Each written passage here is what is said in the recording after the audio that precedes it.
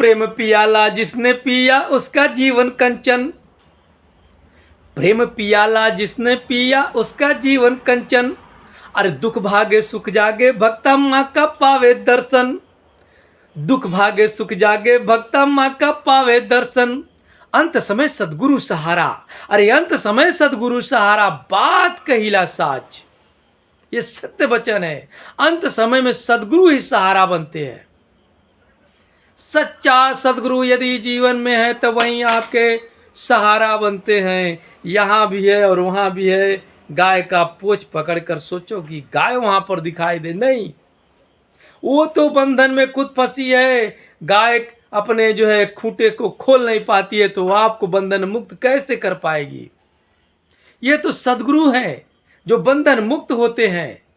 सदगुरु बंधन मुक्त होते हैं और वही बंधन से मुक्ति दिला सकते हैं। प्रेम का जब प्रेम रूपी जो वह प्रेम पियाला, अरे जिससे परमात्मा मिलते हैं, जिसके वजह से परम शक्ति सत्ता का साक्षात्कार होता है, वह प्रेम जब हृदय के अंदर जागृत होगा, वह चित्त से जब वह प्रेम जागृत होगा, तो भगवान ईश्वर माँ कण कण में समाये हैं। आपके अंदर भी वही भगवान समाये हैं। बस वो भक्ति की नशा होनी चाहिए। वह भक्ति इतनी प्रबल होनी चाहिए कि उसके आगे कुछ दिखे ना। यह अंदर फीलिंग होना चाहिए, हमारा भगवान हमारे साथ है तो हमारे साथ कुछ अहित होगा ही नहीं, होगा ही नहीं, होगा नहीं। और यह भावना प्रबल होती है जब आपके जीवन में सच्चे सदगुरु का वास होता है, सच्चे सदगुरु का साथ होता है, सच्चे सदगुरु के सानिध्य में आप अपने जीवन को समर्पण कर देते हैं, सच्चे सदगुरु के वाणी का अनुसरण करते हैं। यह तभी संभव है।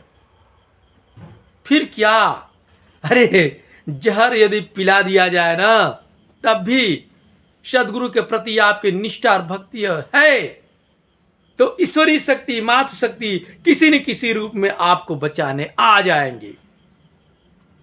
वो अपने बच्चों को इस तरफ तड़पते नहीं देख सकती।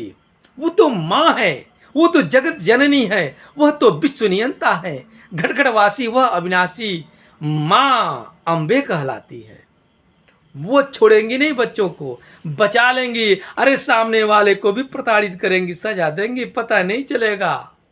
ऐसी कोई बीमारी भेजेंगी, समझ नहीं पाओगे कि कौन सजा दे रहा है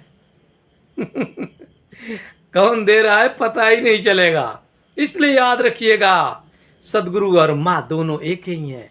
अरे दोनों एक सिक्के के दो पहलू हैं। सदगुरु बनाइए, माँ को पाइए। बिना सदगुरु बनाए यदि माँ मिल भी जाए तो उस शक्ति को बर्दाश्त नहीं कर पाओगे।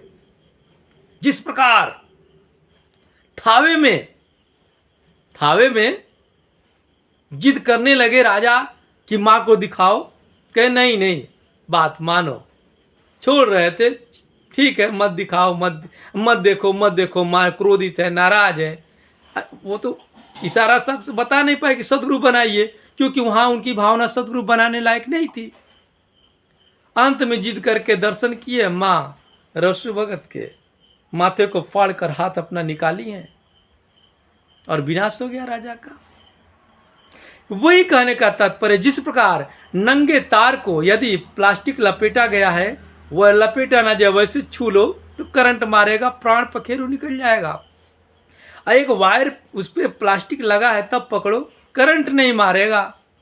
सदगुरु उसी तरह से उस ऊर्जा के बीच में वह दीवार है, वह कवच है कि आपको जलने नहीं देते हैं, आपको बर्बाद होने नहीं देते हैं।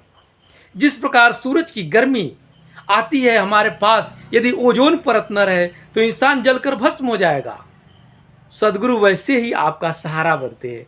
सदगुरु होना चाहिए। सदगुरु जीवन में नहीं है तो सब बेकार है।